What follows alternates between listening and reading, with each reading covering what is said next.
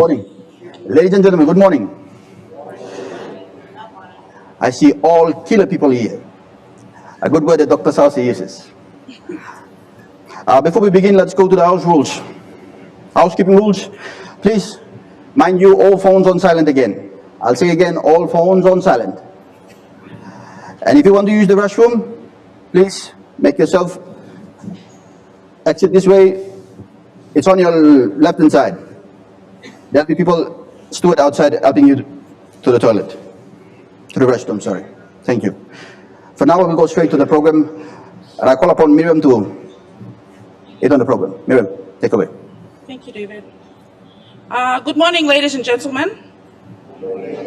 Vice Chancellor, Professor Frank Griffin, Professor Albert Mellam, CEO, Chamber of Mines and Petroleum, and Mr. Michael Koysen, CEO of TISA, as well as you distinguished guests, other distinguished guests.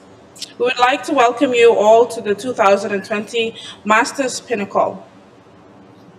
For this 2020 Masters Pinnacle, your Master of Ceremony are no other than Mr. David Roper, myself, and myself, Ms. Miriam Minay, from the Executive Masters of Business Administration.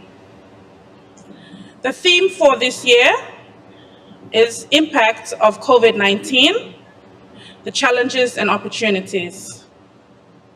The Masters Pinnacle aims to provide a platform for MBA candidates to showcase their knowledge and skills, and also gives a glimpse into what the course offers to potential candidates.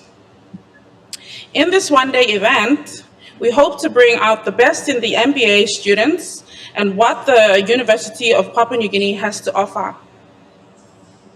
In actual fact, this day would not be possible without our major sponsors, namely TISA, MVIL, Chamber of Mines and Petroleum, Honorable Ross Seymour, Member of Parliament Huon Golf, Road Traffic Authority, BSP, PNG Customs, Islands Mobile Hire Cars, Honorable Saki Soloma, Member of Parliament, Defense Minister, PNG Data Co, Water PNG, National Volunteers Association, Climate Change and Development Authority, and Kumul Consolidated Holdings, as well as Color Studios, NGF, and SP Breweries.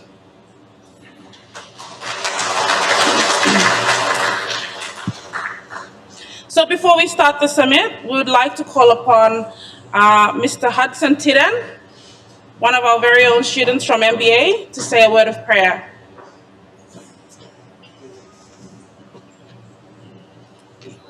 Yep. How's the mic over there? Thank you. Thank you. I'd just like us to come before God. Let's honor Him this morning with a word of prayer. Let us all pray together. Father, we thank you for this morning again as we come together as a body. We come from various disciplines. Lord, I thank you for this day today, the day that you've given us. We thank you, God, for your love, your mercy, and your always good to us every day. This morning, Father, we thank you and we exalt your name. You are the King of the universe, the maker, the giver of wisdom, knowledge, and understanding. This morning, we want to thank you. We commit this program into your hands, oh God. As we go through this program, you will take us the lead through. We commit everything, every organization of that they've contributed towards this Pinnacle. We want to thank you for them. We commit also their leadership into your hands, oh God, that you will direct them. PNG will be a better nation, oh God, for this year onwards. We thank you, God. We give back all the praise and all the honor to you this morning. In Jesus' name we pray. Amen. Amen. Thank you. I'd like you guys to give a hand to Mr. Tiran, please. Thank you, Mr. Tiran. We would like to call upon Professor Leksmi PILLAI, Executive Dean of the School of Business Public Policy, to give his welcome address. Ladies, round of applause, please. Thank you, Master of Ceremony. Morning, everyone. Very nice to see you in a beautiful uniform. Thank you very much.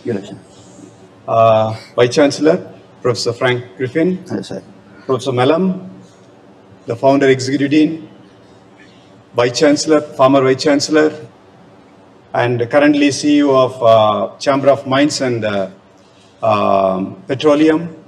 And very important, this Pinnacle was started under his leadership when he was the dean.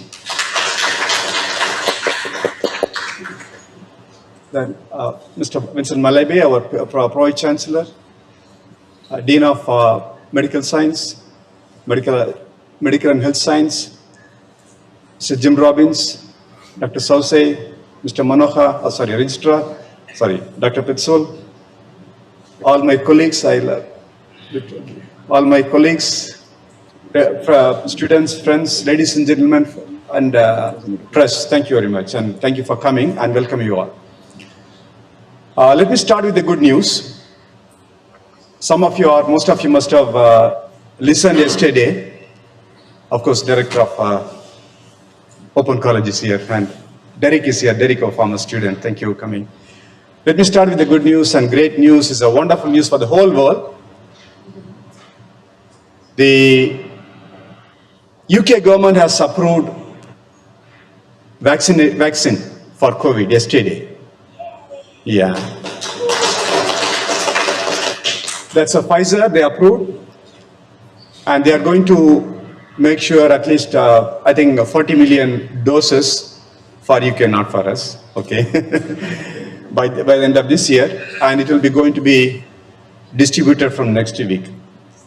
Not far away, the US government will soon approve on 11th, most likely, next week 11th.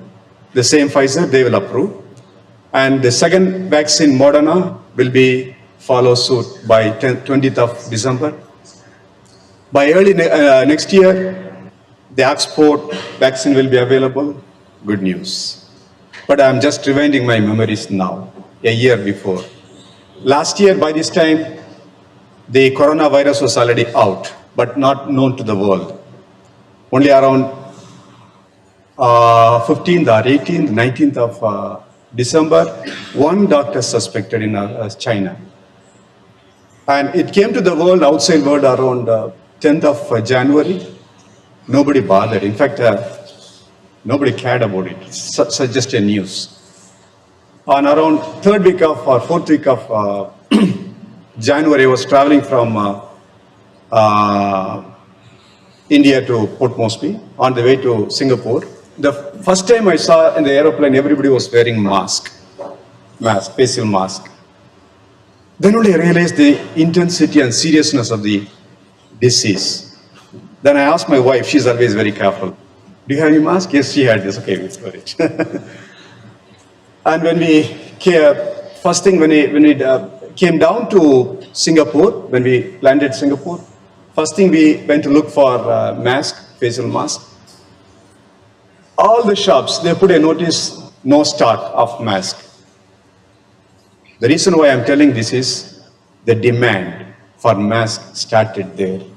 Demand, okay? Demand for mask started there. And we are about to leave. The following day, then we got a message. Welcome, Mr. Coyson.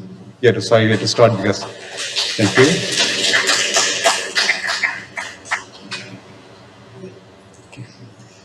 Yeah, this morning.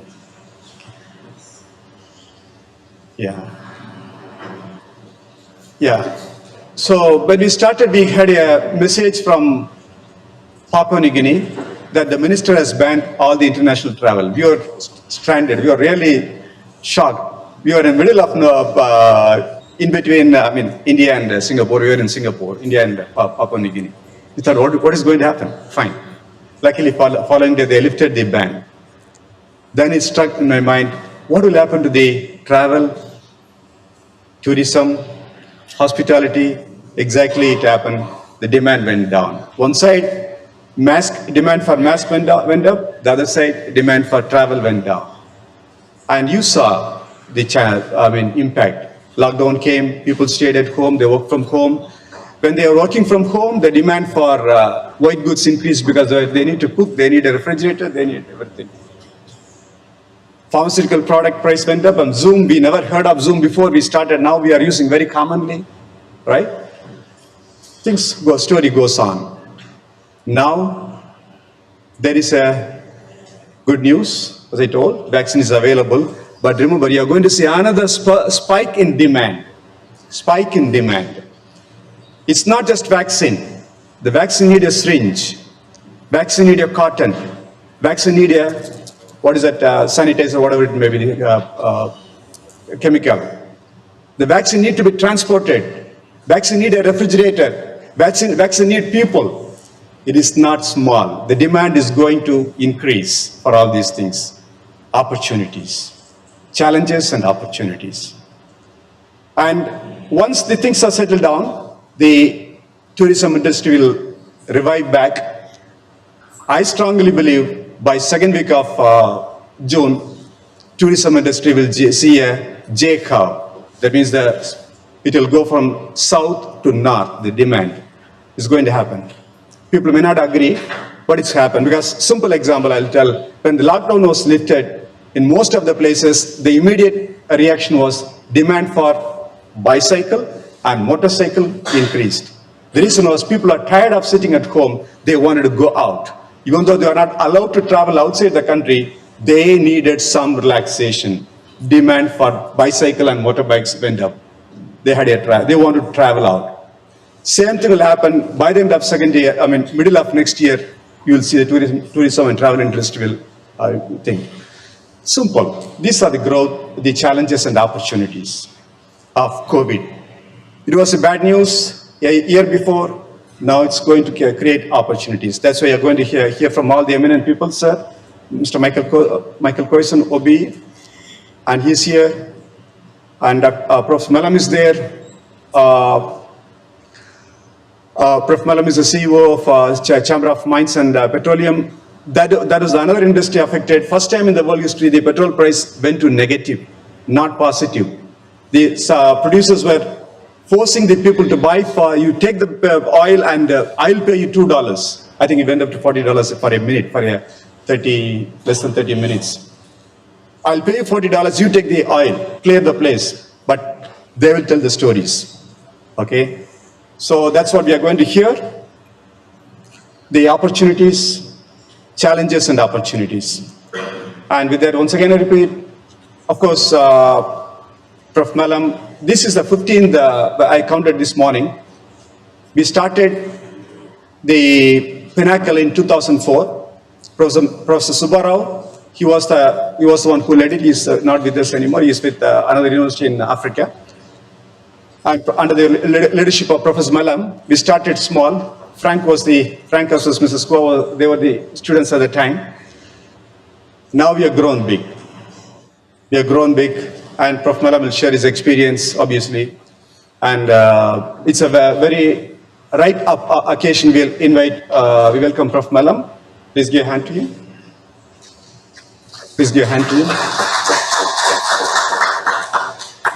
And we have Mr. Michael Coyson, the CEO of TISA. He's going to talk about, in fact, that's one of very important aspect of management.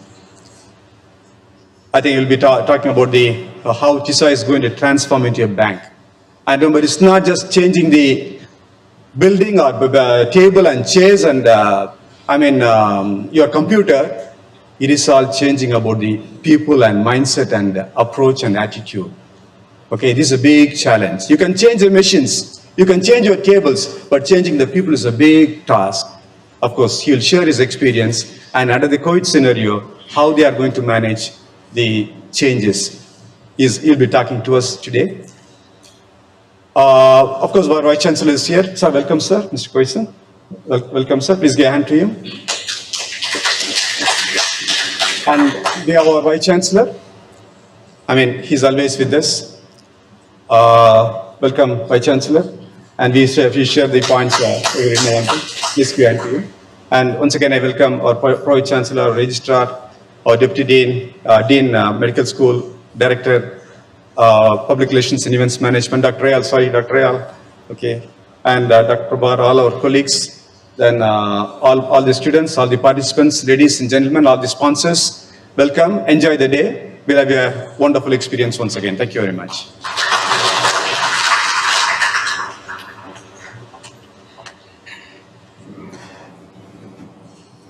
Thank you again. Thank you, Professor Leksmi PILLAI, Executive Dean of the SBPPP, to give his welcoming address. It was a lengthy one, but a good one. Thank you. Now, I would like to call upon Dr. Manoa Ponsumai Manoa, Deputy Executive Dean, Academic, to speak about the master's program. Thank you. Give a round of applause.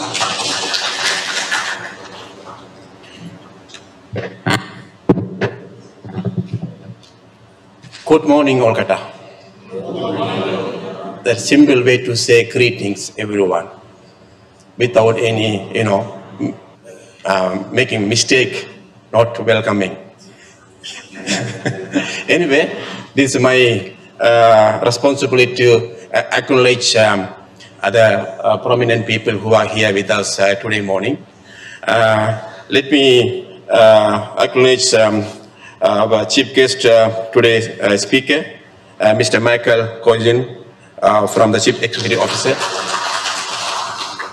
And our keynote speaker, a well-known person, is one of the furniture of the university, Professor Albert Mellam. And our current Vice Chancellor, Professor Griffin.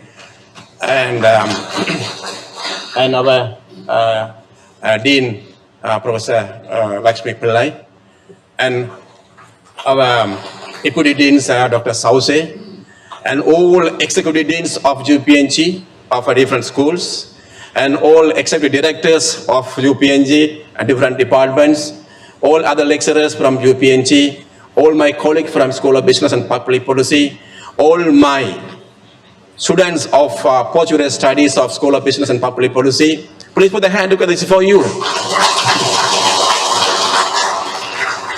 And ladies and gentlemen, thank you very much. So let me say, my part is to introduce known and unknown people about these postgraduate studies of School of Business and Public Policy. Let me tell you the strength of this division. Currently, we have 130 to 140 students of postgraduate studies in the different program. We have a program we call Master of Economic and Public Policy. Master of Economic and Public Policy, and Master of Business Administration, Executive Master of Business Administration, and we have Master of Human Resource Management, and we have Master of Strategic Management, and we also have Postgraduate Diploma in Corporate Governance. So these all the program together we call postgraduate studies. The current student strength is around 130 to 140. We have been graduated almost until 2019 graduates who graduated last month. Altogether is around 420 to 450 students through the School of Business and Public Policy. So why I'm saying this number, how far the School of Business and Public Policy contributing PNG higher education sector through the UPNG and School of Business and Public Policy. The reason is behind any economic development of the country, the driving force in the economic engine is the higher education sector who are graduated with the master programs. Right? So we must understand intelligence not enough to drive the economic. Intelligence with the character, intelligence with the mindset is the core of the true education. So School of Business and Public Policy, we have been doing that job last 15 years. The program we started in 2003, the first batch of master program. Still we are growing, starting with the 20 students, we are now 130 to 140 students. In my observation, this is not enough. So PNG higher education sector needs full of energy to introduce more institutions. More graduates should come to the university. They had to trust our UPNG, trust our national institution. They had to enroll and complete the program. Our master program, I'm telling you, I'm challenged with you, not second any degree program in the world. globally, globally think and locally develop the program. Global thinking, locally executed program. All the programs are highly standard. There's no second, level of you can estimate. All the master programs are equally internationally recognized program. You can put the hand together. We are graduating that category. Therefore, we are getting more demand. This time we are, doing the selection process. Already I have received around 150 application form. But our capacity, I'm just telling to our BCs here, that our capacity we can go for 40 to 50. But there are high demand for this program. But we are doing the screening process to, select a top candidate to take to the program, the different program. I'm talking different program. Right, Master of Business Administration, we can go only 40 to 45. So different program, we can go 30, 35. So in that way, our quota is, we plan to put some quota for the master program. So with that information, so the Pinnacle is one of the important events. We start from 2005. Yeah, when we start the first Pinnacle. So we are running is continuously, except 1 year we couldn't do it. So continuously doing. I should to thank Dr. Suresh Babu, who are running this program with the MBA team and MHRM team and my Master of Economic Publicity team to host this function today. Please put the hand together for Dr. Suresh Babu. So with that, I want to say, it is a year of learning for future. We must understand that. Right? It's a year of learning for future. The future is going to be a different, we call new normal. Right? In the say, information technology, information system going to replace many, mankind job what we have doing. The meeting is going to be a webinars. The classroom is going to be a virtual. The higher education sector going to be a different dimension. You can register anytime, anywhere, any universities. You can do the examination anytime, anywhere, any universities. That is the way the higher education sector is focusing in future. So it is a lesson for this year. It's a good of challenges, and we also test our opportunities, how we can go forward. That's why I'm trying to say, whatever you learn in the class is not enough. Learning is lifelong process. You must keep learning, prepare to meet the need of the future. That is your own responsibility. Your master qualification or degree qualification, just license, you did something. But continuous learning makes you to accumulate and acquire different knowledge and skill to meet the future challenges. With that, thank you so much for your presence. Thank you so much, everyone. So we'll work together. I think today is a full day events. Will be happy moments. And same time, I also wish you all the students who are going to graduate next year in the master programs. Please put the hand together. But I cannot congratulate all of you because assessment is still going on. Again, I wish you that who are going to graduate next year, so get ready for the graduation. I hope if there are no any other pandemic, should be April graduation. We see. So with that, thank you so much. We'll see you again.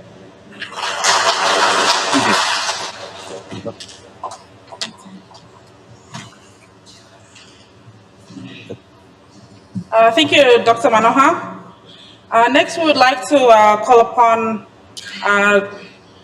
Dr. Lawrence Saucer, Deputy Executive Dean, Resource and Planning, to give a few words on the 2020 Masters Pinnacle.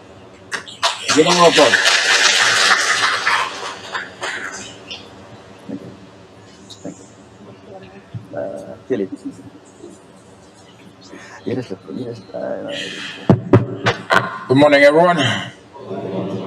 I trust we are all well this morning. Ready to rock and roll, huh?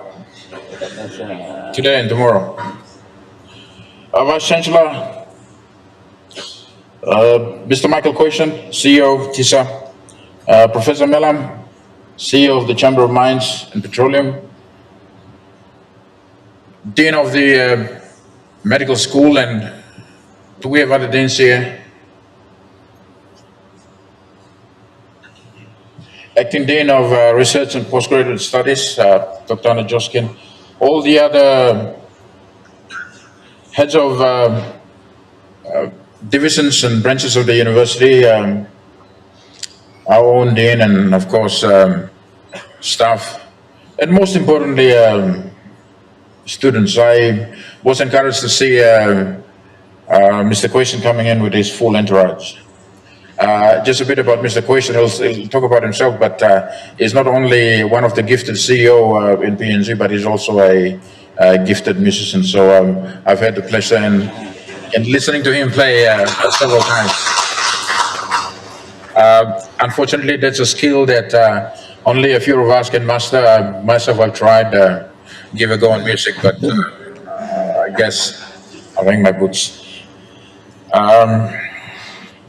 The trouble of being the last to speak after all the chiefs have spoken, and this is the problem with PNG. In PNG, every chief must speak. Whether you are big or small, you must speak. You must have your turn, so I guess I'm a chief as well. Yes, But a little chief compared to all the gentlemen sitting there. So the Pinnacle is a landmark event in the calendar of the master's program. Initially, it was an event devoted only to the MBA students. Over the course of time, when the master's program grew in the School of Business and Public Policy, we decided to extend. We decided to extend the competition or the event to other programs in the postgraduate studies stream in the school. So today, all the students in the postgraduate students will be competing against each other. Usually it would be breaking students down into their respective programs, and so they have a go at each other, which is a good thing. Because students in public policy often tells me, Doctor, just, we organize ourselves in a team. We want to have a go with the MBA students. And I said, well, that's not like it. We are a team, so perhaps we should mix ourselves. And so you will find that in the teams that will be competing against each other, a mixture of students from different programs having a go at each other. So what is the Pinnacle program? The Pinnacle program is a program where students would test their skills in a variety of areas, skills particularly and knowledge on what they have learned throughout the year. And so if you witness one of those events, you will see for yourself what those knowledge and skills are and what they would be, how they would be tested in the program that will ensue not only today but tomorrow. So good luck to all the participants and all the observants for the various competition, team competition for now and tomorrow. I wish you well. May the best team win. Let's do all our best to be the best that we can be for our team and of course for the Pinnacle event as a whole. Lastly, before I sit down, I understand that some of us will be graduating, or some of you will be graduating next year. This year has been a difficult year, understandably so because of COVID. So we've of course started on and off. But thank goodness we've finished the academic year, and that's the most important thing. I mean, imagine if we just sat down and then you defer either a term or 2 terms to next year, it will prolong you staying at the university and therefore you graduating. But thank goodness we managed it. Despite the difficulty brought about by COVID, we managed to successfully complete the academic year. So for those of you who will be graduating next year, congratulations from me to you for successfully completing your program. For those of you who will be continuing next year, we will see you again next year.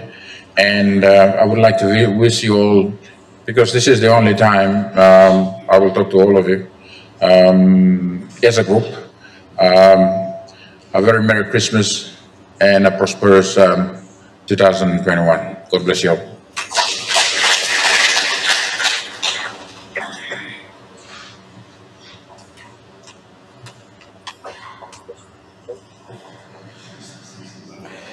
Thank you, Dr. Sauce. You're a motivational speaker and a mentor to some of us. Thank you very much. I would like to call upon Professor Frank Griffin, Vice Chancellor of the UPNG, to give a words on the facilities address. Thank you. Honorable applause.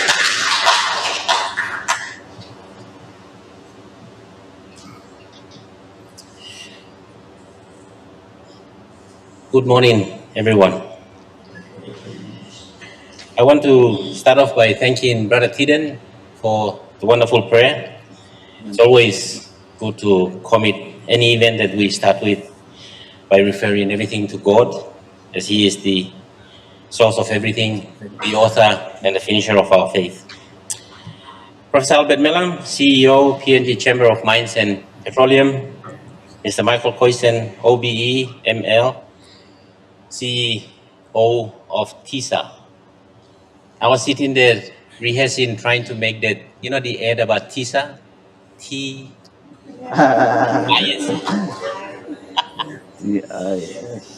Was not game enough to go through with it. Anyway, Prof. Chancellor Malaibe, Registrar Petsul, Professor Teforani from the School of Medicine and Health Sciences, Dr. Anna Joskin, Acting Dean for Postgraduate and Research at the University, Professor Leksmi PILLAI, Executive Dean, School of Business, Public Policy, Deputy Deans, doctors. It used to be Doctor and Mr., but we are now happy to pronounce them Doctors Lawrence Sauce and Monusami Anoa. Congratulations. Staff of the university, especially the staff of the School of Business and Public Policy, the master's students, ladies and gentlemen. Let me start by making some observations and reflections. As we've heard from our previous speakers who eloquently explained the history behind the Pinnacle, it started off when our distinguished keynote speaker, Prof. Mellam, was here. It's like everything. You have to be visionary. You have to be visionary in putting something in place. At the time when he decided to put the Pinnacle together, he didn't know where it was going.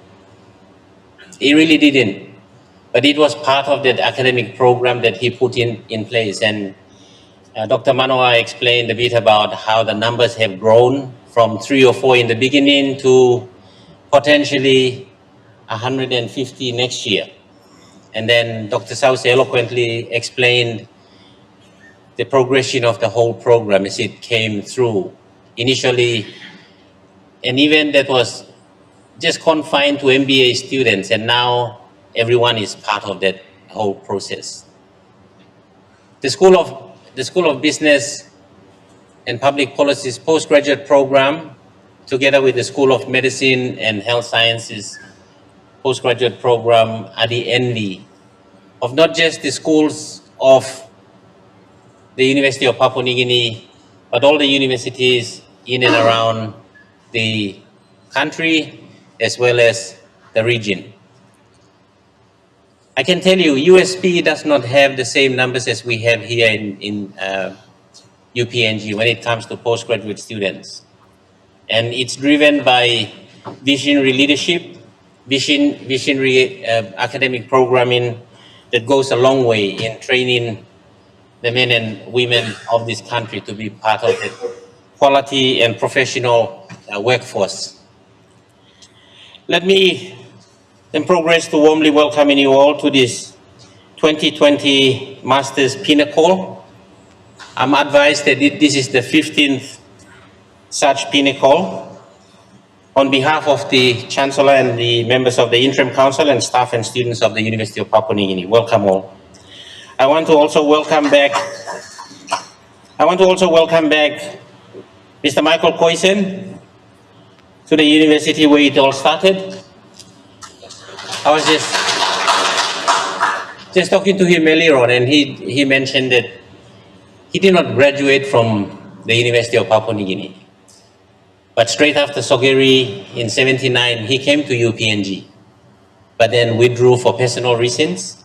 and then progressed on to the University of Hawaii to get a degree to establish himself as the person that he is today. So welcome back. I want to also welcome back my dear friend, Professor Albert Mellam, back to your old stomping ground. And for many of you who are not aware, the facility that we are in, much of the discussions and negotiations that went into where we are now can be attributed to his leadership back then. So in that regard, I want to say thank you. Thank you to our esteemed Professor Mellam. I want to also thank all the sponsors that Dr. Manoa spoke about in making this event happen. But without many of the sponsorships that you put forward, it would be quite impossible to have something like that. I was asking Dr. Manoa about the significance of the two blues and the orange in between. And his response to me was, oh no, they just put up there to close the sun from coming in. But I'm sure there is an explanation as to why the color blue and orange is up there. Now, this year's theme for the Pinnacle Impact of COVID-19 Challenges and Opportunities is a great one. It sets the platform for a great variety of debates and discussions to be held throughout the day, and I am sure the students, as part of your preparation, are ready for this. In many ways, the impact of the COVID-19 pandemic has forced everyone to evaluate and refocus our priorities on how we operate as a society. Our economy is relatively small, and in some ways, we can say that we have not been seriously affected adversely by the COVID-19 impact. But in our own setting, we have been affected. The pandemic has exposed a good number of inefficiencies and challenges that we now have to manage. But at the same time, out of these challenges, we now have opportunities to work on to redirect our work, our priorities, and how we can conduct business. And as Dr. Manoa explained eloquently, the art of delivering academic programs in many ways has now changed. We have with us the Acting Executive Director of the Open College, Dr. Janet Rango. I apologize for not acknowledging you earlier. But Dr. Rango is a champion. He's a champion in technology-enhanced learning, meaning that when you do courses online, she is the champion of training people to become experts in how to repackage academic content for online teaching. And many of you might not know this, but online teaching is not just photocopying our face-to-face material, putting it on the website, and then the student access it, and we say that's learning. No, that's not learning. When you do online learning, there are different formats of how you have to measure assessment material. There are course materials that you can put into the program, but then there are learning outcomes that you have to measure. And there are different skill sets that are associated with that. So the lady that is amongst us is a champion of that way of doing business. Now, a couple of weeks ago, we had the 13th session of the UPNG Tourism Convention here. It was an event that was beamed or streamed live, and we had participants from Australia, New Zealand, Indonesia, as far away as Ireland. We had people live streamed, the event live streamed to them. It had a similar theme entitled PNG's Tourism Industry, the Post-Pandemic Road to Recovery. Today's theme is impact of COVID-19 challenges and opportunities. Now, for me, those two themes are related, and in a way, what we are doing here is an extension, if you like, of what was discussed a couple of weeks ago. The primary objective of that event was to raise awareness of how the COVID-19 pandemic had impacted the entire tourism ecosystem in Papua New Guinea, and the event allowed for discussions to identify measures to be put in place for the industry to fully recover after the crisis. The Pinnacle, in many ways, is an extension of that convention, as I've just explained. So what about the impacts of the COVID-19? How can we turn this around? I hope this Pinnacle will provide the opportunity to start discussing options, modalities, examples, processes, policy options, etc., to make it happen. I see from the program that there are quizzes, debates, and business plans organized as part of the Pinnacle. And as Dr. Sauce challenged us, it's about enjoying yourself by having a go with each other. Take this opportunity to be innovative and creative. Think outside the box, as they say, but with one goal in mind, and that is to position our economy through the various facets to be a vehicle to drive growth and development and recovery in this country. There are many examples to draw from, and I'm sure you will have many to talk about today. For the students, on an academic matter, the Pinnacle, in many ways, is an academic activity organized by the school as part of its degree program. For your degree, the grades you will attain will include the outcomes of the various components of the day's activities. And I want to encourage each and every one of you to take it seriously.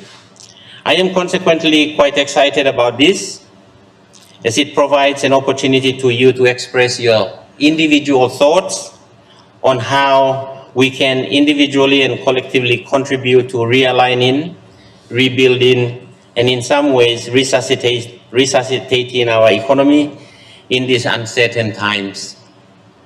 While it is an academic activity, the issues that you will be discussing are real and need to be addressed in a strategic and professional manner.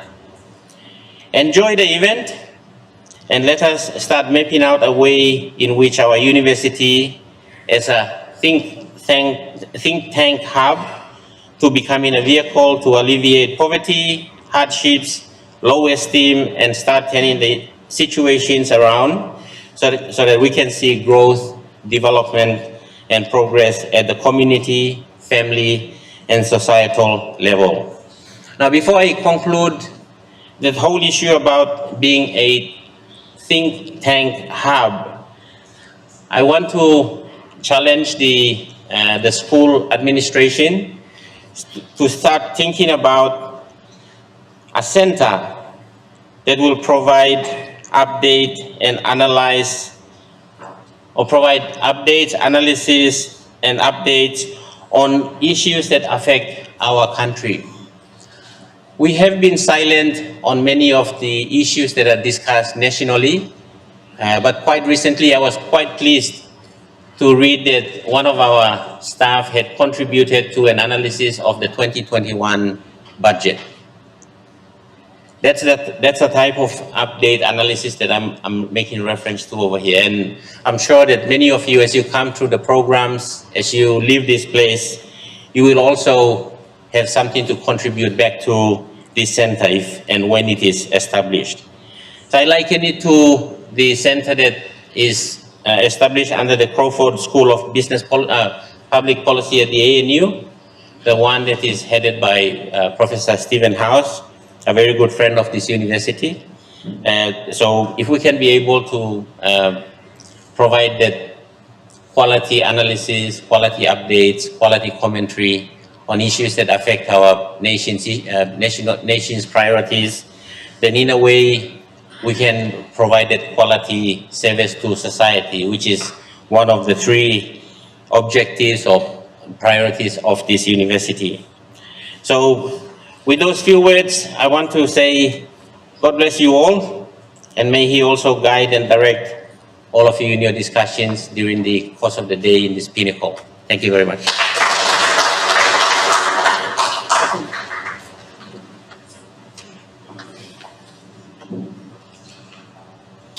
Thank you, Professor Griffin. As a token of appreciation, we have a little something for you. So may I call upon the EMB Class Captain 2020, Ms. Esther Simo, to present this, please. Thank you.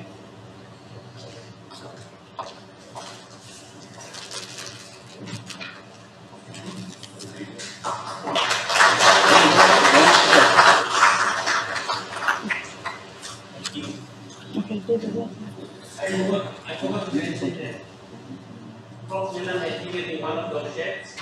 So I wore it this morning. I came over. When he walked out from his car, he was wearing this shirt. So I asked him, where is my shirt? I know what. Once again, Professor Griffin, please. I would like to call upon Professor Albert Mellam, Chief Executive Officer, PNG Chamber of Mines and Petroleum, to give us the keynote address. Please give me the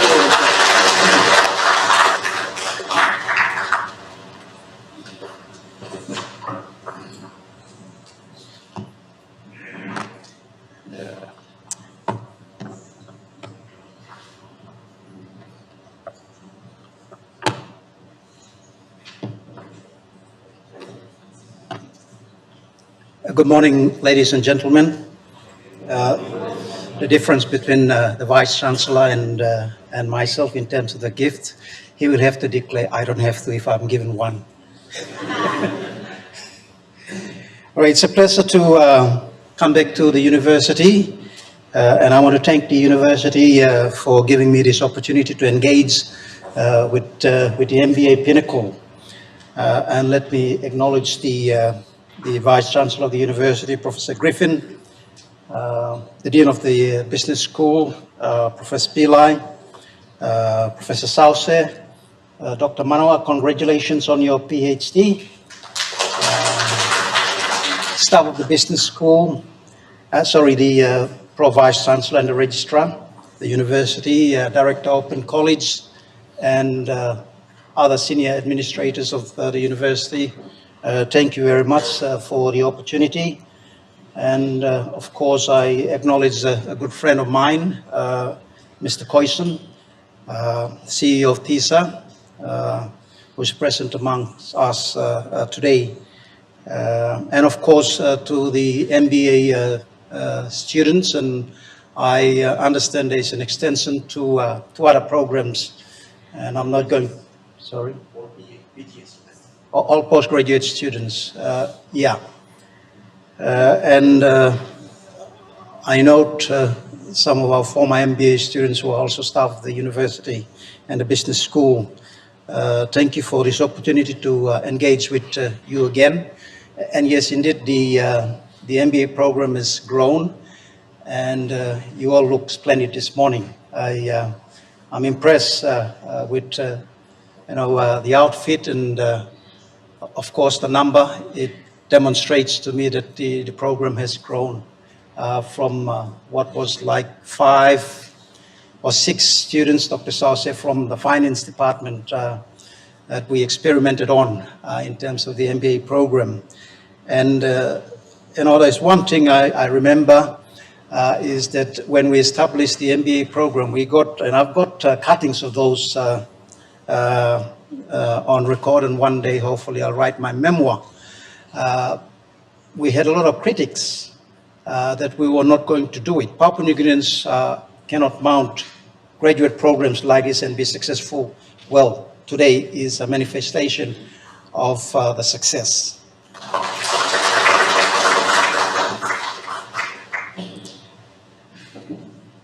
Professor Tefurani, I'm no authority on COVID-19, and so I'm not going to talk about the technical bits, but I'll try and give you an impression of the challenges and the opportunities that we face in the business environment in PNG in relation to the COVID-19, and use the opportunity also to talk about the hydrocarbon and mineral sector in PNG in terms of the impact of COVID-19.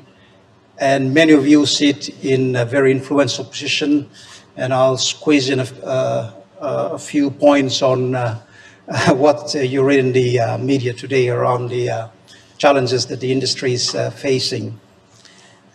So if I can get this technology to work.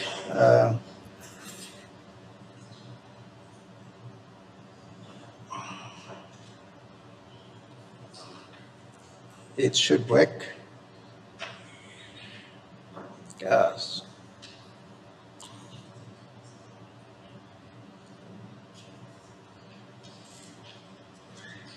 Okay, good. All right. Globally, we weren't prepared for the pandemic. Science did predict that we were going to face something like this, but not immediately. So the impact on the business environment globally is what we're all feeling at the moment, and PNG is no exception. And in PNG, the impact of COVID-19 has had a lot of flow-on consequence in terms of how the businesses operate and how they trend through the impact of COVID-19. We were not prepared for the pandemic globally, and so we got to adjust. And many of the adjustments was based on our intellectual ability more than hard science in terms of setting up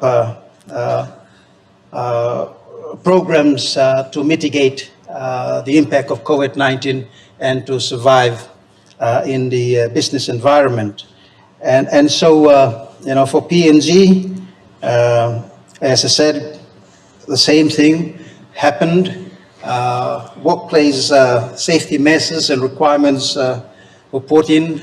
We adopted, the wearing of masks, temperature checks, physical distancing, some of the changes that we had to adopt to ensure that business progress. In some cases, new ways of doing business was established, remote working for many employers, and this model worked well in some jurisdiction.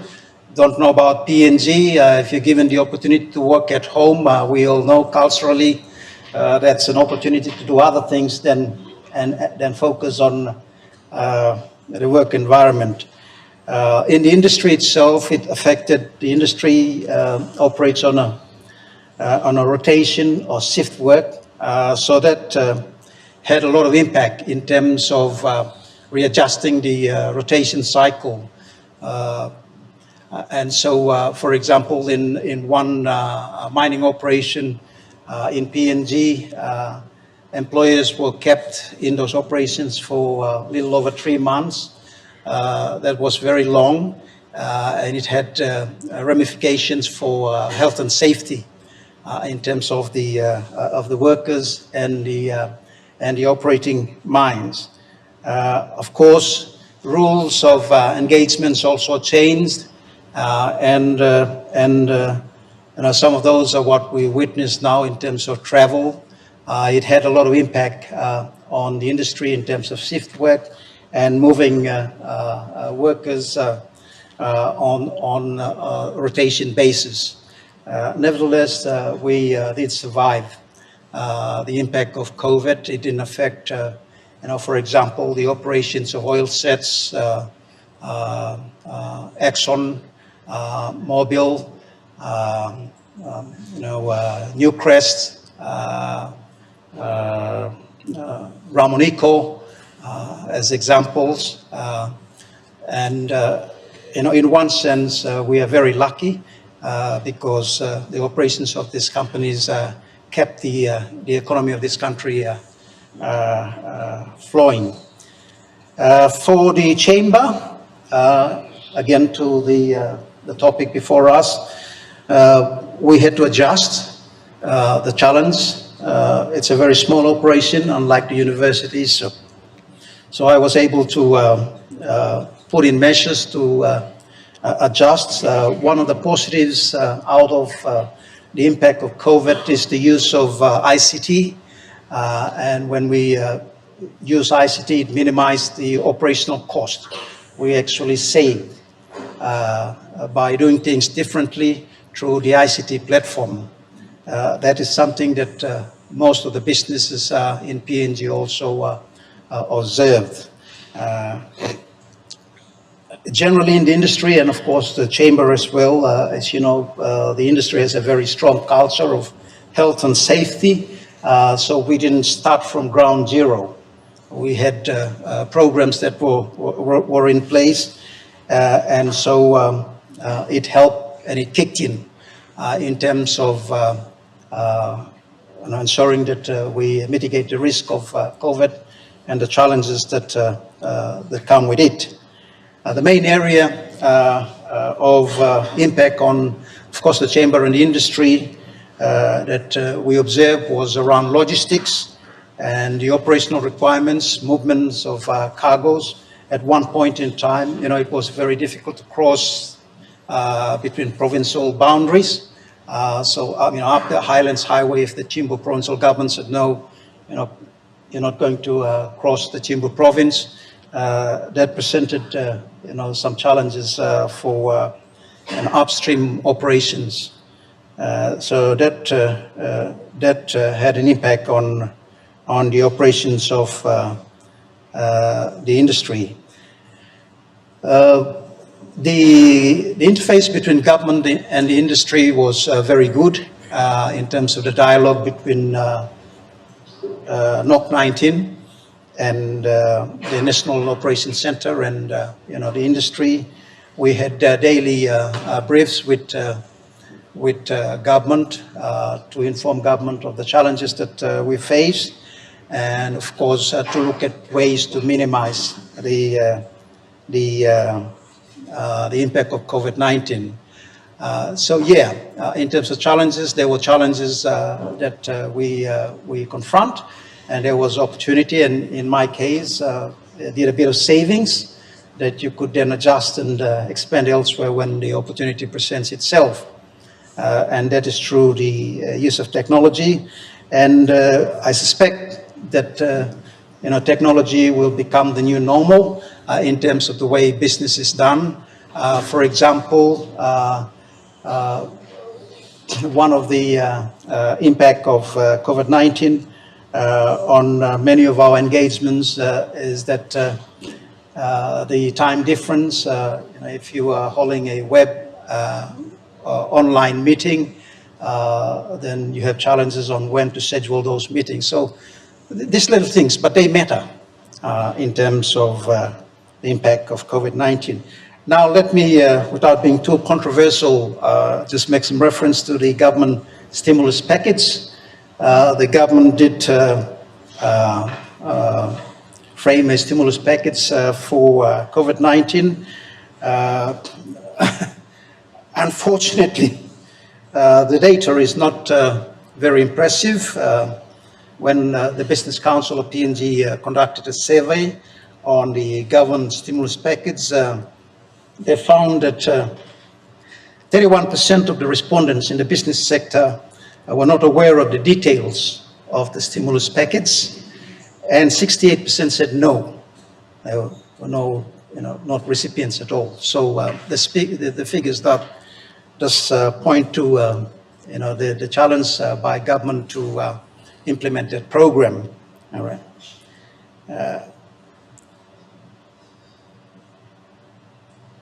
One of the things that we also focus on in terms of the impact of COVID-19, and respectfully also observe that the economics department and the business school was instrumental in expressing an opinion on the 2021 budget. We also in the sector did an analysis of the budget, and if we are correct, there was little reference to the resource sector as a major source of tax over the next 2 years. The industry contributes an average about 28% of GDP. So that's quite a large chunk of the economic input of the hydrocarbon and mineral industry in the PNG economy. So for us, the critical question then is if the budget is not heavily reliant on the extractive sector, and I'm careful about the extractive sector here, specific reference to hydrocarbon and the mineral sector, not forestry, for example, is the framing of the budget in terms of growing the sectors like agriculture, infrastructure, and social services. The experts can advise us on that, but our key question is how is revenue going to support this sector if you don't consider the investments of the resource sector in budget. One of the impact of COVID on the industry, and I'm almost through now. One of the biggest impact of COVID, when we did some analysis, we also realized that COVID itself had very little impact on the operations of the hydrocarbon and mineral industry in PNG. Our biggest challenge during the COVID pandemic is dealing with the policy and legislation space in terms of what the government's views are in terms of the Mining Act, the Oil and Gas Act, and more recently the amendments of the Organic Law on resource ownership and production sharing in particular. One of the most alarming figures is the exploration side of the industry. Most of the projects that we witnessed now on stream in commercial production was explored in the 50s, 60s, and they came into commercial production recently. Now, exploration is the lifeline of any resource sector, and it is plummeted. There's hardly any exploration in this country, both oil and gas and mineral. The exploration dollar was hitting a little over 1 billion in 2011. It's come down to just a little above 200 million. A major source of revenue to government is struggling. All right. Pogra mines, we all read in the papers. There's very little happening in Pogra as I speak, and it's a very important project at a time when gold prices are very high and we should be exporting. We closed one of the biggest mining operations in the Southern Hemisphere.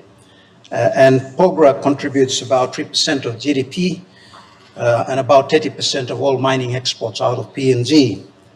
So we got some challenges there. One of the challenges is that when you shut down an operation like a large mining operation, it doesn't happen overnight. You don't just go in and switch the buttons and you get production going. No. We're looking at if both the development partner and government reach an agreement to kickstart Pogra, it won't come into production until the end of next year or thereabouts. And Wafe Gopu, again, as we all read in the papers, there's conversation around that space, settle the deep sea tailings issue, and we should find some traction on that project. Papua and Pinnacle, we're sort of just waiting to see what happens in that space. As much as I want to paint a bright picture on the industry, I'm unable to at the present time. With this layer of COVID-19 on the as we can with so that we can invent economy, kickstart the economy, and then other projects we can stabilize the economy of this country. The Mining Act was on the pipeline for about 12 just when we think negotiations, COVID-19 set in, and that's kept in the back burner. The industry is just position is that we are not against amendments to legislation and policy of government. The operating environment changes, and so you've got to ensure that the legislation and policy also meet the operating environments. We just want to have a conversation, a dialogue with government to ensure that we find a win-win arrangement. The investor is looking at a return on investment as well. And just one final thing for any landowners here, in terms of royalty and equity, the companies honor their contract, and the money is sitting with government. It's just for you to sort out all this conversation amongst yourself, and then you can access your royalty and equity. That's all I can say. Thank you very much, and wish you all a very successful MBA Pinnacle 2020, and a safe festive season and a successful 2021. God bless. And before I end, I will have to extend my apology to the staff of the business school. As much as I want to be part of the Pinnacle today, I can't. I've got another meeting, and so I've got to go to that meeting. And so hopefully you enjoy the day. Thank you.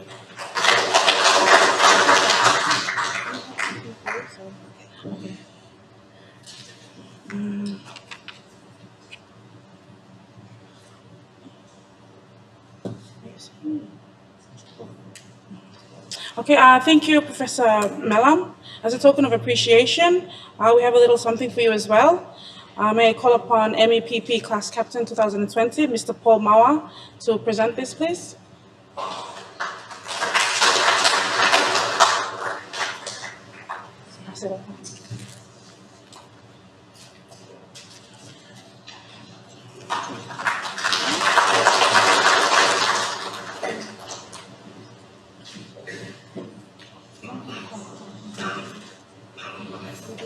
Ladies and gentlemen, before we call upon the next speaker, I would like to break protocol, sorry. As we consume a lot of information, we tend to go sleepy. So I would ask you to stay stand, give a 5-minute stand and stretch. It'll be okay for you, all of you, please. Thank you. Yes, everybody's contributing. Stand. Just stretch. Sorry. Afternoon. Just stretch. Open your eyes, stretch your arms. Make the seat a little bit cold again, so when you sit, it'll be hot. Thank you. Okay, now you can sit, please. Thank you. Thank you.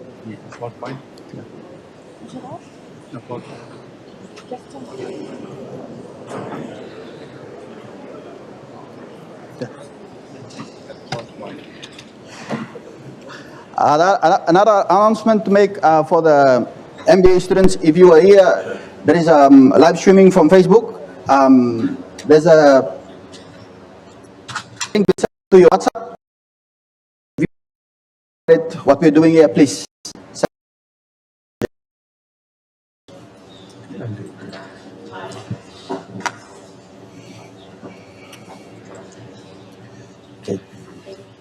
Same thing on the flash drive. Everybody get up, freshen up to get more information. The good information been said by all our guests, so please be ready to consume it. Thank you. Okay, we would like now to call upon Mr. Michael Koisin, OBE, ML Chief Executive Officer TISA, to provide us with the guest speaker address. Thank you. Give an hand to Mr. Koisin, please.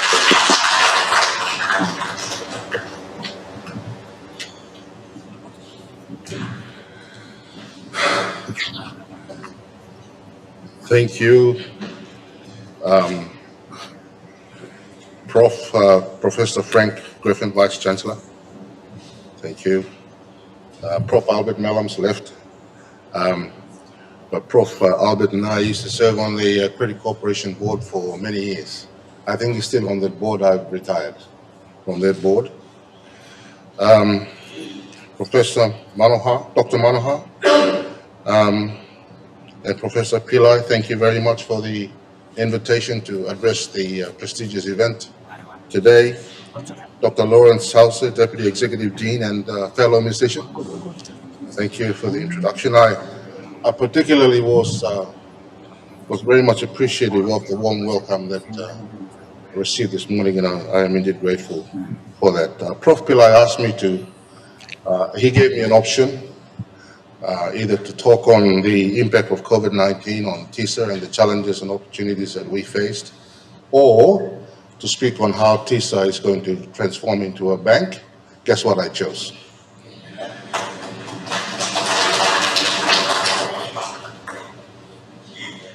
But I will speak a little bit about the impact of COVID-19 and the challenges that we faced as a business.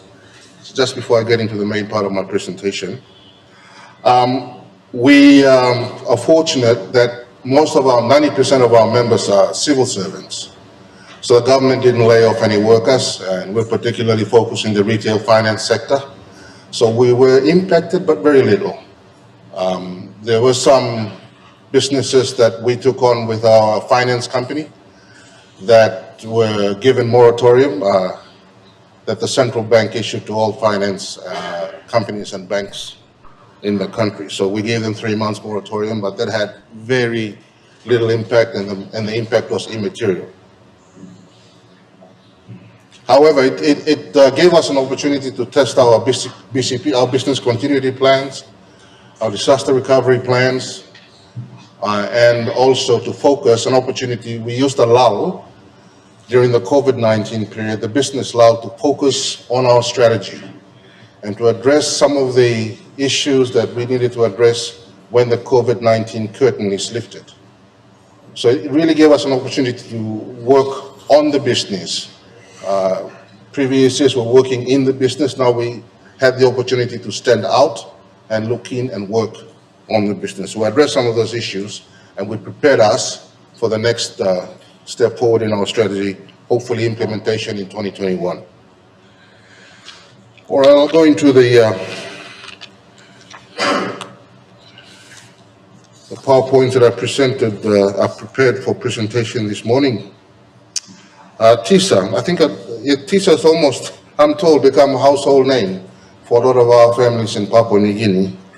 So it really doesn't need any introduction, but what I'll do is I'll perhaps talk through some brief history on the savings and loans industry in Papua New Guinea, how it's evolved, and then I'll move on to how it's affected TISA and our evolution as well. So, history in brief, the savings and loans legislation was introduced in 1962 by the Reserve Bank of Australia. The first savings and loan society was established in an island called Sidea in the Milne Bay province. And there was a small group of 50 people. And at that time, the regulations allowed if you had 50 people, you could register as savings and loan society. So in the villages, the pastor became the president, the teacher was a secretary, and someone else, one housewife was a treasurer. That's how they ran it. But these savings and loan societies over the years began to grow. And they almost outgrew the legislation. And then what happened after that is, we know, I think some of you remember, the public service got together and they created the Public Service Savings and Loan Society. And then the unions became strong. So teachers formed their own in 1972, police savings set their own, the army had their own, university used to have one. I don't know if you still got it. Yes, you still have it, Prof? No? Oh, you're happy to join us. We welcome anyone. And so 72 Teacher Savings and Loan Society was established by the Teachers Union. So the history and major events that happened since then, 1995, the Savings and Loan Society Act was amended, and in 2015, there was a new law passed by Parliament. So I'll just very briefly talk on the amendment to the Act 1995 and the significant changes it brought into the savings and loan society industry. So before we had the concept of shares, so it's a mutual, like in the finance industry, there's banks, LFIs, and mutuals and insurance companies. So TISA is a mutual, and all the savings and loan societies were mutuals. And every single member had one Kina share. So the ownership was across the board. The ownership was not determined by the number of shares you held or your savings deposits. So it was a mutual. In 1995, the concept of shares, the amendments removed the concept of shares and therefore removed the concept of dividend as well. They introduced in 1995 the concepts of deposits and therefore introduced the concept of interest on deposits. And what the regulators did at the time also was to make up for the loss of dividends that were paid to members in the past. They now allowed for bonus interest to be paid. One of the significant changes that happened in 1995 was the common bond restrictions were removed by the regulator. So before we were only allowed to have teachers as members.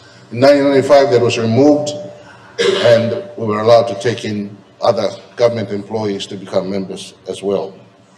All citizens above the age of 18 could become a member of a savings and loan society. And you were only allowed to be a member of one savings and loan society. If you wanted to join another one, you had to get the approval from the governor of the bank, which was quite burdensome. The 2015 new law brought in significant changes. So savings and loan societies are now registered under the IPA Companies Act and regulated by IPA. And then, next step, they're granted a license by the Bank of Papua New Guinea to operate a savings and loan society. So we operate under two legislations. One, the Companies Act, and the other, the Savings and Loan Society Act. Also, it introduced, for us, made it possible for savings and loan societies to appoint independent directors outside of the membership. Previously, we could only get directors on the board from inside the membership. Now we're allowed to go outside and bring in directors. So that gives us an opportunity to bring in skills that's needed to run savings and loan societies. Fundamentally, they are financial institutions and therefore need specific skills to help us run the savings and loan societies. The concept of shares was added back. One kina was given back to each member, so that was brought back. Interest rate caps were removed. Under the previous legislation, we were only allowed to charge up to 12% reducing or 1% per month on a reducing balance. And only allowed to pay 7% cap on interest. Now that's been removed. So we can charge at market like any other bank or licensed financial institution. And then the concept of demutualization was introduced in the 2015 new law. That means that savings and loan societies can now choose no longer to be mutuals. They can become companies that are owned by ordinary citizens. So that concept was introduced in the 2015 legislation. All right, so that's the very short, brief evolution of the savings and loans industry in Papua New Guinea. Now I'll move on to discussing how this affected TISA's journey and the evolution that we've had to go through and some of the highlights. So in 2002, TISA had 10,000 members and total assets of 30 million kina. In 2017, one of the highlights for our journey was that we were granted a license under the banks and financial institutions license for our 100% subsidiary, which we created. So we've got a company, a subsidiary that we own 100%, and that's called TISA Community Finance. In 2018, we acquired Police Savings and Loan Society. And I'd like to perhaps share the experience with that, particularly for the MBA students. This was not a normal M&A, a merger acquisition. And TISA was not proactively looking for savings and loan societies under stress to take them over. No, that wasn't our intention, wasn't our strategy at all. But we had a savings and loan society that was regulated by Bank of Papua New Guinea that was under statutory management. And PricewaterhouseCoopers, I think, was appointed as statutory manager. And when they went in, the intention was to wind it up and liquidate it. So we saw what was going to happen to that savings and loan society, and more so the impact it would have on the 10,000 members of Police Savings and Loan Society and their families. They stood to lose about 50 million kina in savings. So we had a discussion with the governor of the central bank. One of my colleagues and I went up and said, look, can we help? Is there anything we can do to rescue, particularly the savings of those ordinary Papua New Guineans and their families? So we sat down, we discussed it, and the governor of the central bank said, if you can help, Mike, please. So we put together a plan, went and approached the appointed statutory manager, discussed it, and of course he was resistant. He didn't want us to rescue it because his intention was to wind it up. As you know, receivers, that's how they get their money. So it was a bit of a pushback, a resistance from the receiver, but we got central bank support to step in and rescue that society. It cost us about 18 million kina. That's the dent that hit TISA's balance sheet. But we went in there, and according to Pricewaterhouse's assumptions, the payback period for recovering from that 18 million kina investment would have been 8 years. We took it over and turned it around in 12 months.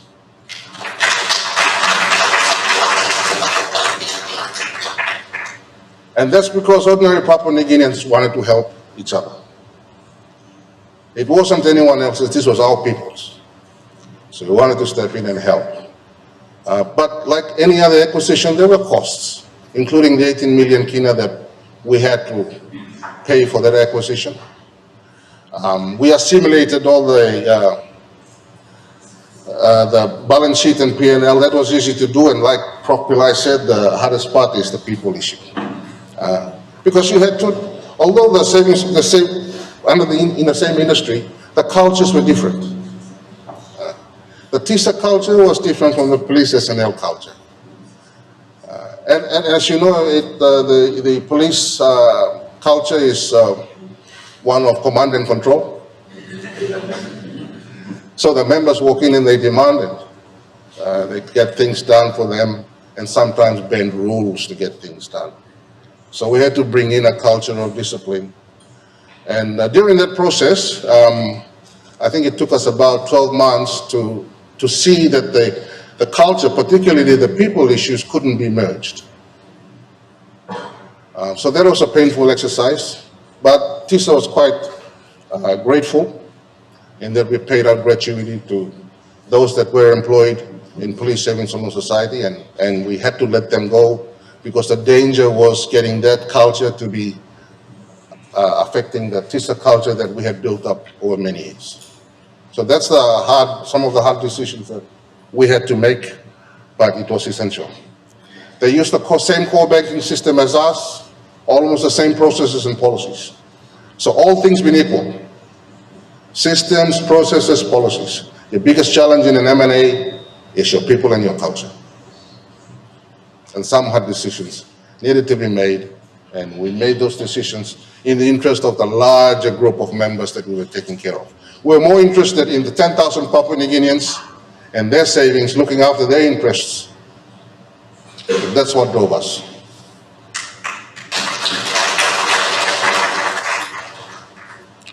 So that's the story of Police Savings and Loan Society. In 2020, September, our numbers show that we have 62,000 members, and our assets stand at 840 million kina.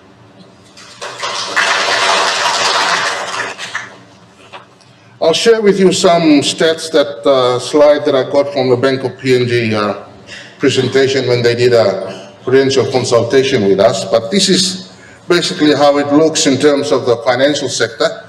The institutions, as you can see, the banks in Papua New Guinea, their total assets about 37 billion.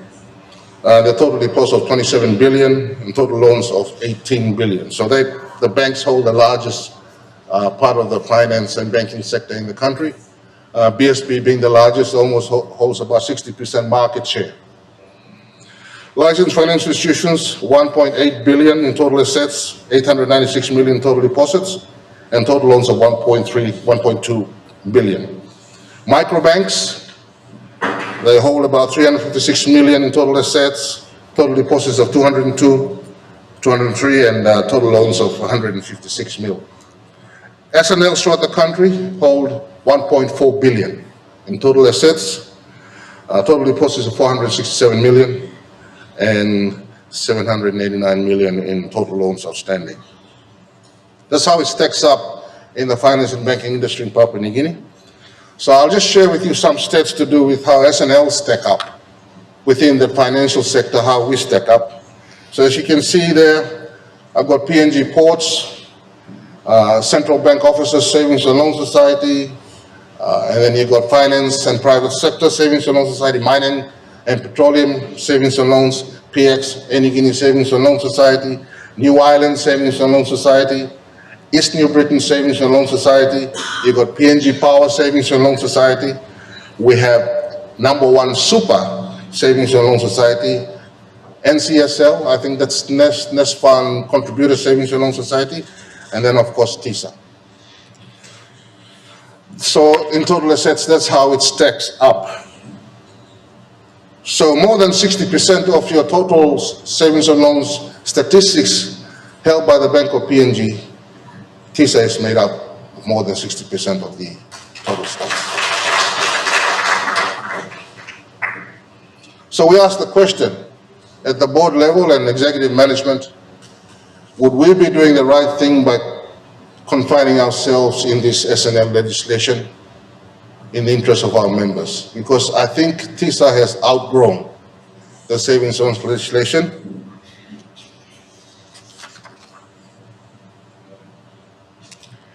So I'll just give you a status update as to where we are now. So the board of Teacher Savings and Loan Society has decided to apply for a banking license. On the 5th of November, a couple of weeks ago, we handed in our license application to the Bank of Papua New Guinea. So we are now in the process, they are now in the process of assessing our application, and the process of dialogue between us and them will continue over the next few months, and I am hopeful that TISA Community Finance, which is our 100% finance company, is the vehicle that we're using to apply for a banking license. And hopefully, in the next few months, that vehicle will be granted a banking license.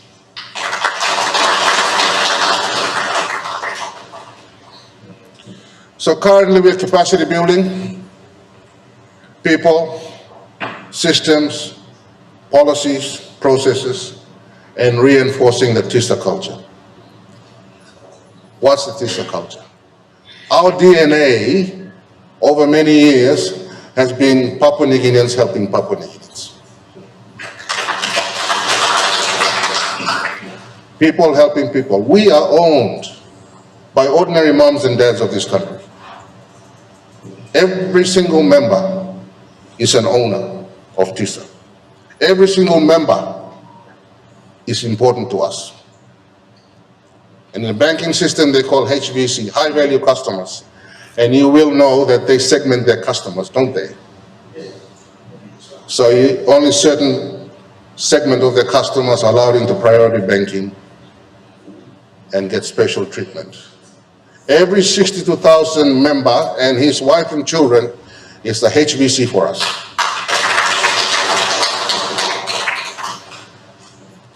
That's our DNA, and that's the culture that we feel needs to be introduced in the banking system, because that's lacking. So we want to bring that into the banking system by addressing what we feel are the needs of our people. The board of directors come from the people. When they make policy decisions, or when they think about strategy, when they're thinking policy, they're thinking how they themselves are affected, how their people in the village, teachers in the rural areas are affected. That's what drives them to make their policy decisions. So our connection is to the people. We do not want to be detached, because that's where we came from, and we want to enforce that culture, reinforce it. How are we going to do it is the question.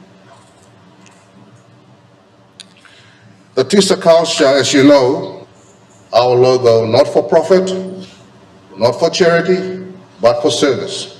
Over the years, this has sustained the TISA culture, and sometimes intelligent people, not like me, ask the question, what does that mean, Mike? I said, well, profit is essential. It is essential to ensure the survival of the institution.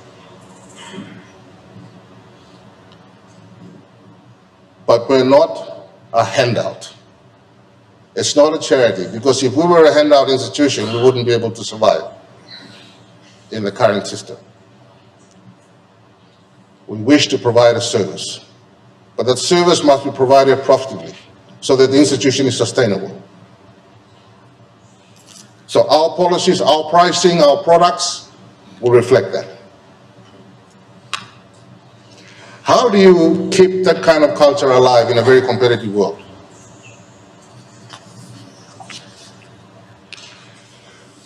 We will set up what is going to be called the TISA Foundation. And the aim of that foundation is to develop and maintain the TISA culture of people helping people, not for profit, not for charity, but for service. And our background, our history, where we come from is from the Global Credit Union movement.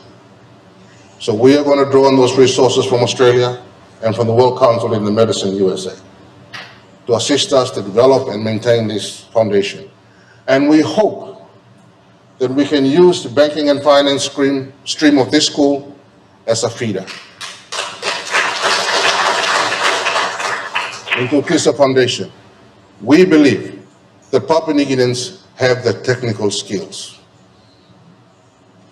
and this school provides them the skills needed for the sector, finance and banking sector. We want to, it is our desire to identify Papua New Guineans that love this country and have a heart for its people.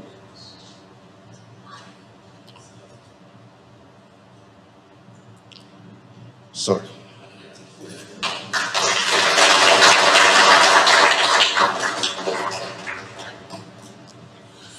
So we wish to bring those technically qualified Papua New Guineans and run them through this cultural program, to TISA Foundation. If they already have the heart, we will build on that heart. If they don't, we will introduce it and build it so that they will become the future leaders of TISA tomorrow.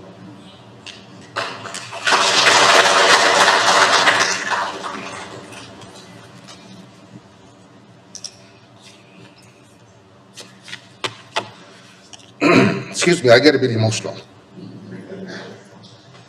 when I talk about this. But we need to make a change in the banking and finance industry in this country. The long queues outside BSP Westpac and ANZ don't care about us.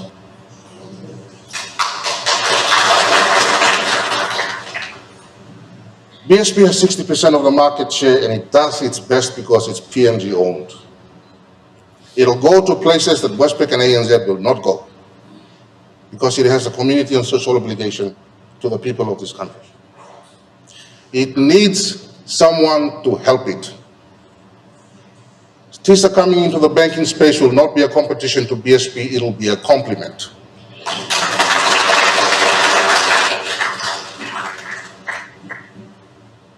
Because our people need better. Thank you.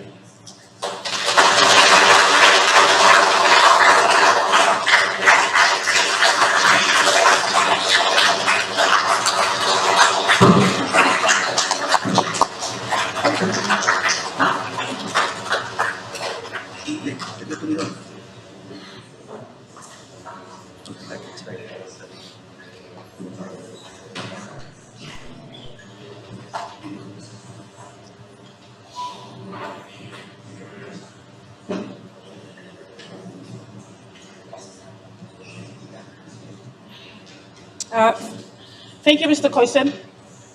As a token of appreciation, we have a gift for you, Mr. Koisen. May I call upon MHRM Class Captain 2020, Mr. Barry Duba, to please present this gift.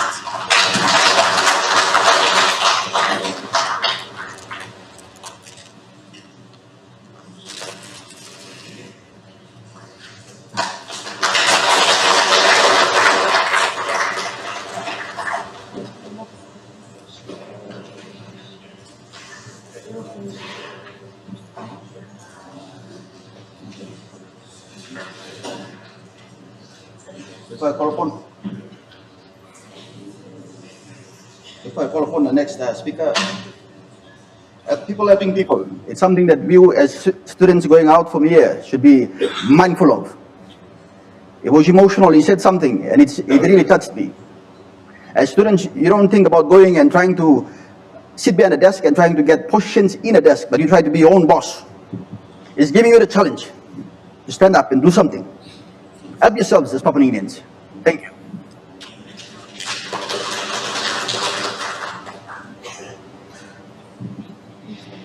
Now I'll call upon the next speaker. It's in fact one of the former students. It's my colleague in the National Parliament. Let me call upon Derek Ruben of the National Parliament. He'll be giving a few words on UPNG alumni. Thank you. Derek.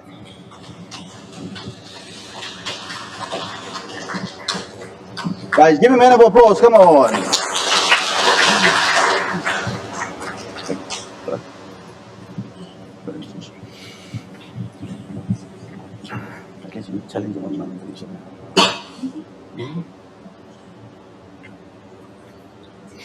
Good morning, everyone.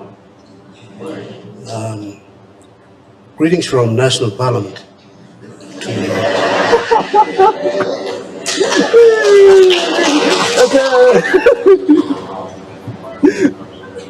At the moment, the power struggle is still going on.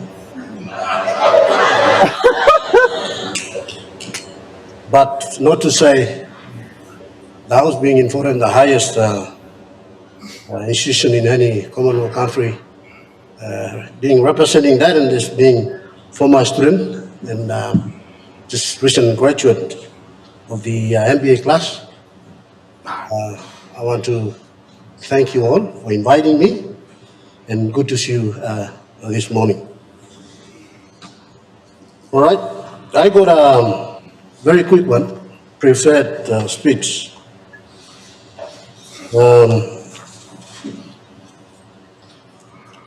A very important point, not for the student, former and current student of the SPPP and staff as well, and university as a whole.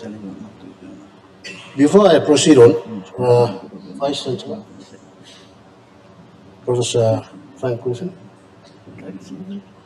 Executive Dean, Professor PILLAI, Registrar, Dr. Peter Prof, And of course, hardworking staff, Dr. Sause, Dr. Solomon Awali, Dr. Manoa, and the rest.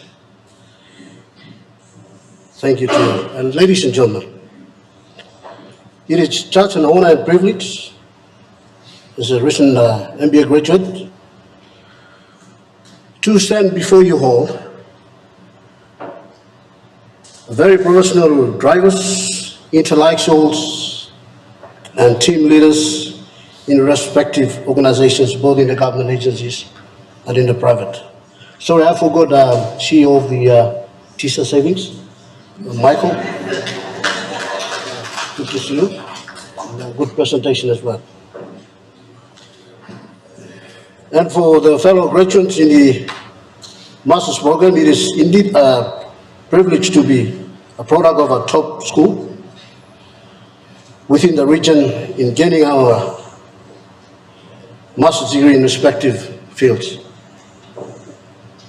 Colleagues and our hardworking academic staff, I stand before you all to remind you one thing, and that is to revive, if not form a strong School of Business and Public Policy Alumni Association that will keep us connected for a common goal in the best interest of its members, the school that we are part of, and promote a good image of the university and again for the overall development of our country going forward.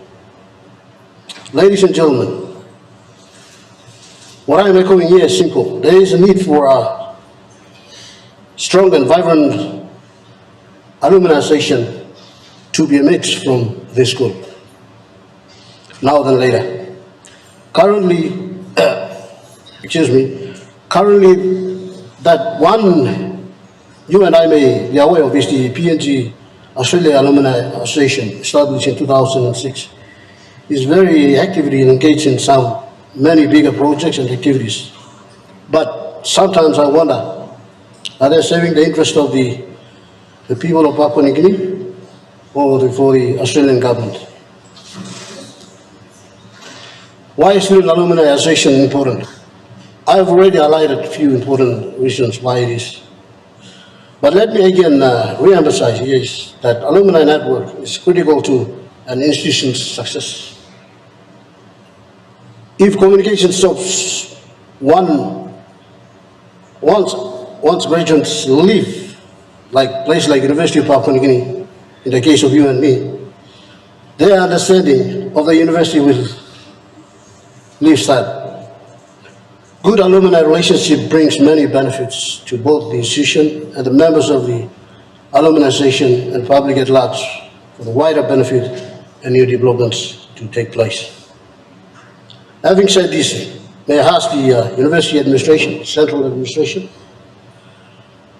through a very humble and understanding Vice Chancellor, Professor Griffin. Why I say this, because if I can just highlight here, being a part of university, I think two of the best Vice Chancellors I've come across, the Professor Griffin and Professor Mellam, just left. Because they have, one thing in our school and going forward in our studies in respective programs is that you have to understand and analyze and make decisions.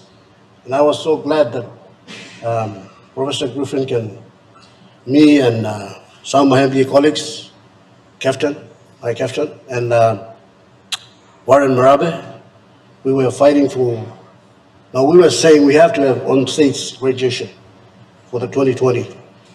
And we represented the whole class. And lucky enough, Professor Griffin and the Register and the Central Administration able to, of course, Lawrence as well, able to listen to us from the school perspective. Professor PILLAI, we thank you all for that. Otherwise, it would have been a stream, online on-stream graduation, where you sit down in the office, relax in your coats, and let's just see you graduating on a TV or mobile phone. Thank you for that.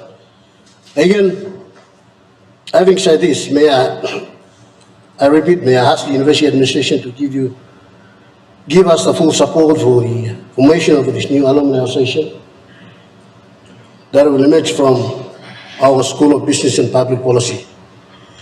And Also on that note, may I also ask the school, Professor PILLAI and the team will come knocking in the office, please provide us of this space to at least start off somewhere. Finally, I see this already a link between our Pinnacle alumni group, Masters Pinnacle and alumni group to go hand in hand to achieve our goals, to strive for a common goal. To say the least, Masters Pinnacle always the best ever organized by a School of Business and Public Policy, if you can agree with me. From the university, and this is evident in number of speakers from private and government agencies who present themselves well as the number of huge number of sponsors that come on board at the end of each year to support this event. Unfortunately, Parliament has never been a major sponsor in this, but of course, I came first, and that David, we can pursue the administration to come on board to support probably next year going forward. For those of you who are attending for the first time in this Masters program, Pinnacle, event like this, you will see for yourself how exciting, fun-filled, and interacting with the staff, potential employers, student colleagues, and the sponsors. In that, I commend the organizers of this important event under the leadership of Drs. Suresh Nanu, in the organizing committee for showcasing such an important event. By way of concluding, I take my hat off to all our lecturers to make sure that we receive the best, even going past 6 p.m. in the evenings, each day 5 times a week. From kindergarten to university level, like they say, teaching is a noble task, and it is, but you never realize until few like-minded and learned leaders from other institutions like UPNG change the country for a nation for the best because of the power and knowledge and skills they gain and impart from the lectures. With that, I want to thank you all for your listening this morning. Thank you.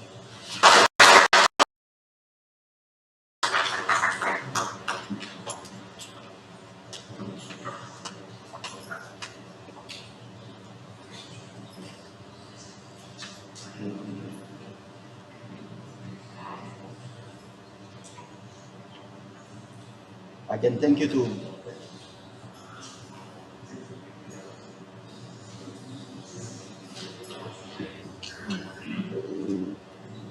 Again, thank you to Derek, former student from the Parliament House. We'll now further continue to call upon Mr.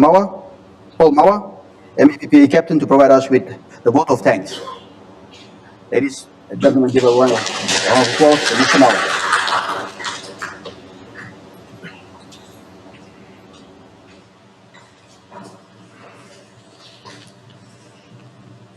Thank you, Master of Ceremonies. Thank you.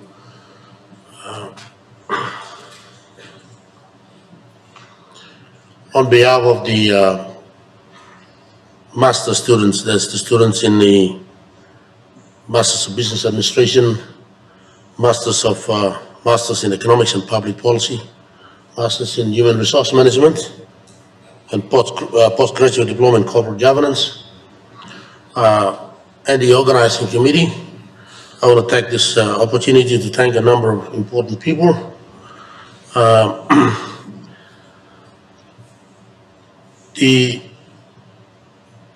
This Masters Pinnacle has come about because of the commitment from the organizing committee led by Dr. Suresh.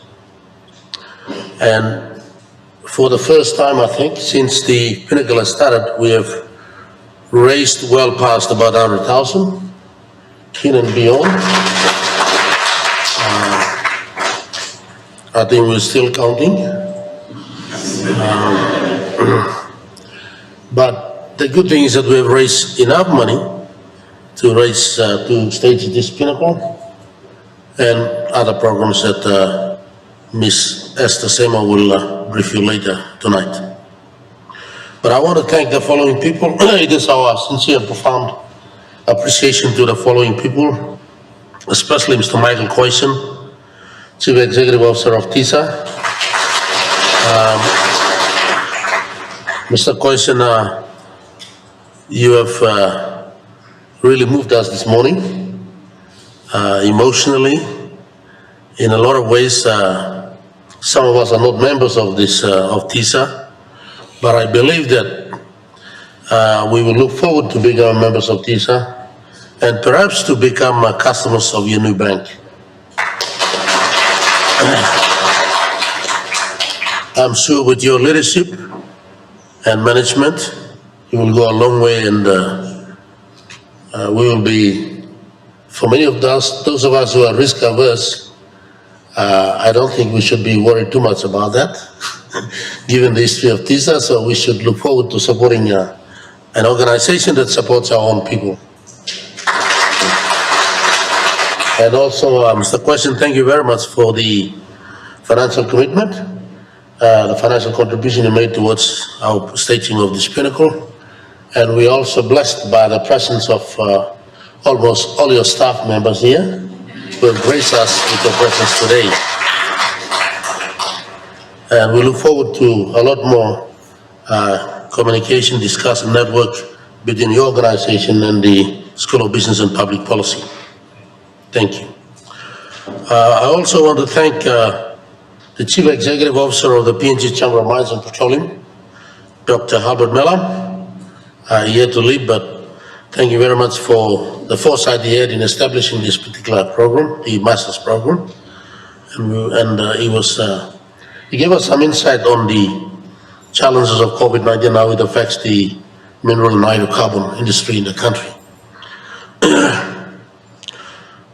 The Vice Chancellor of the University of Papua New Guinea, Professor Griffin, we want to thank you for your continued support to the School of Business and Public Policy.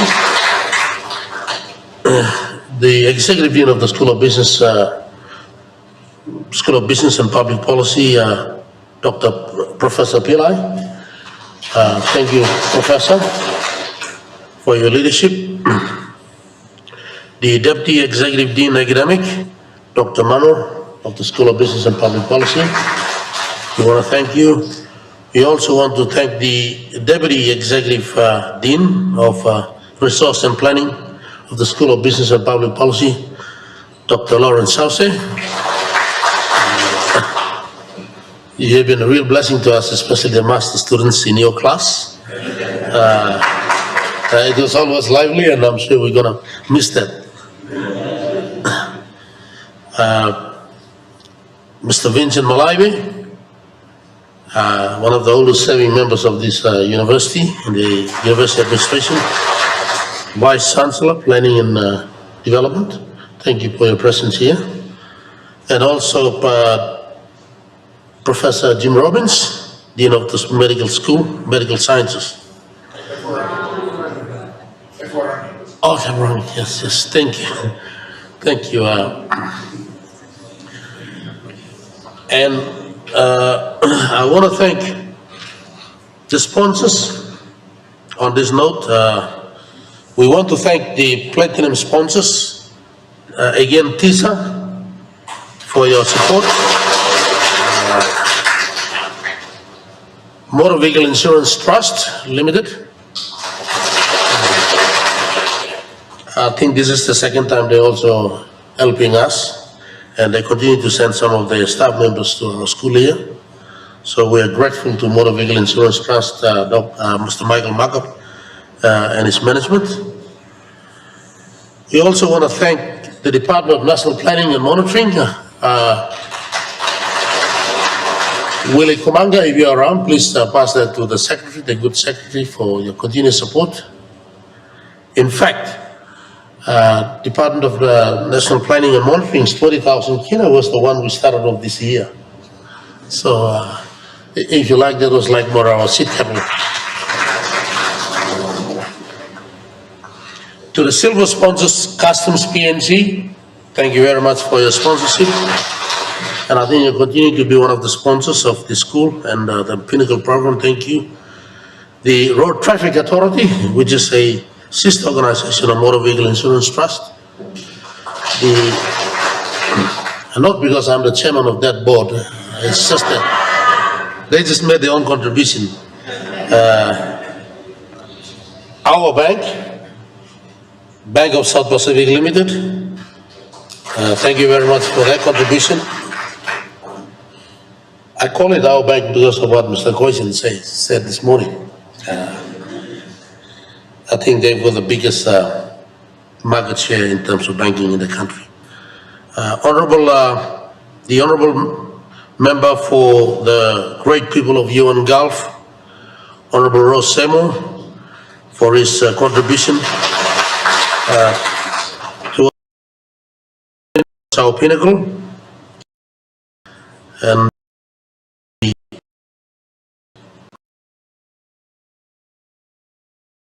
Highland Mobile Hire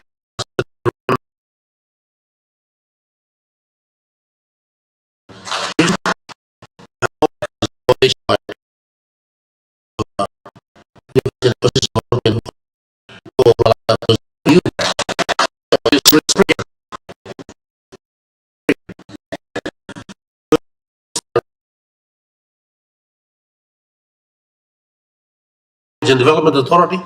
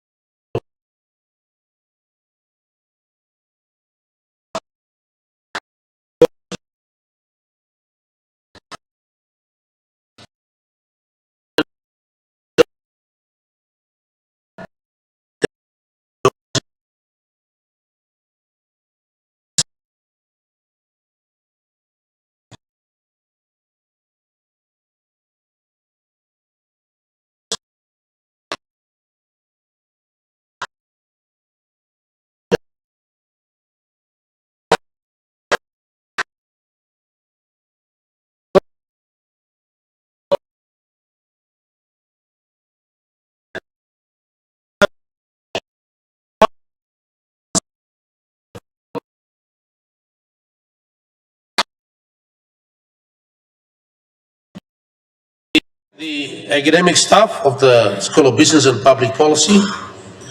Now, under this particular roof here, you've got some of the best, highly educated and qualified academics, lecturing in the various fields of accounting, economics, business management, finance and banking, and the different management, tourism and hospitality, and the different courses that we offer here.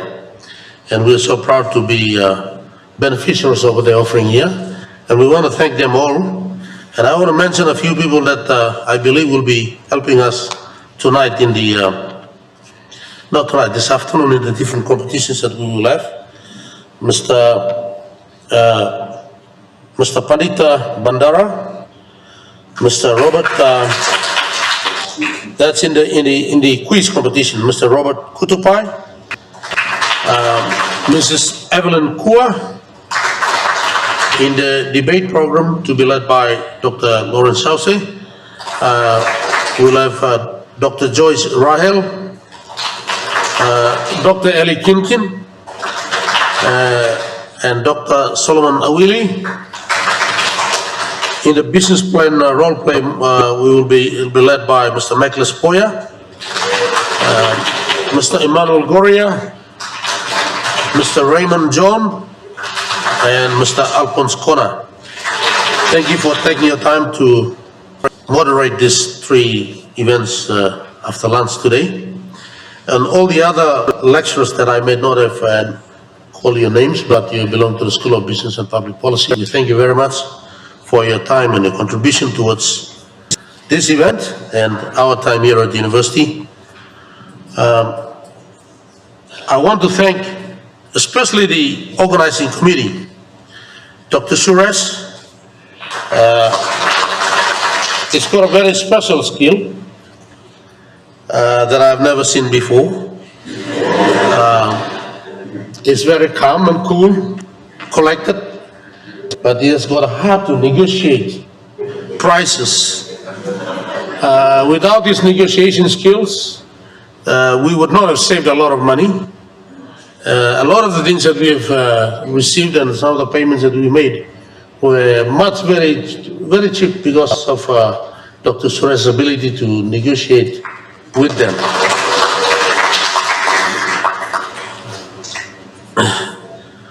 I want to thank Ms. Esther Seymour, the class captain of the MBA students, Mr. David Roper, Mr. David Tiki. You know, he's a major in the defense, but he's a very organized person, Defense Force. Ms. Irene Nunans, Ms. Jonna Topu. A lot of people were thinking that, you know, you have asked Mr. Question to come because of your connection, and every time Mr. Question is talking, we're looking at you, Joanna. But Mr. Question, you have a very, very good cousin. Yes, he's a very supportive person. He's helped a lot in our organization. Mr. John Cumming and Ms. Joyenda Mata, Ms. Karen Phillip, Mr. Rodney Paul, Miss Rita Cowley from the MBA students, Mr. Willie Komanga, Mr. George Colisi, and Ms. Rebecca Dalin from the MEPP students. I want to thank you all for your participation.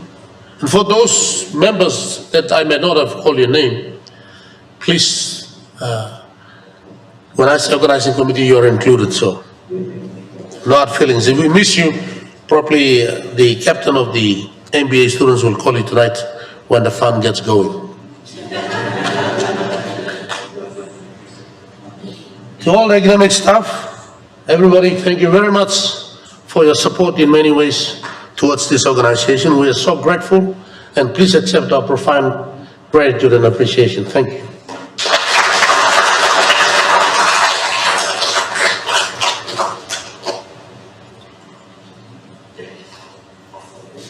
Well said, Mr. Mao. Okay. Thank you again, Mr. Mao. It's now time we shall go for our tea break. Before we go for our tea break, we'll have a photo shot outside. So I'll ask everybody to make your way outside and we'll have a shot. So please, let's rise and let's get this room. Thank you.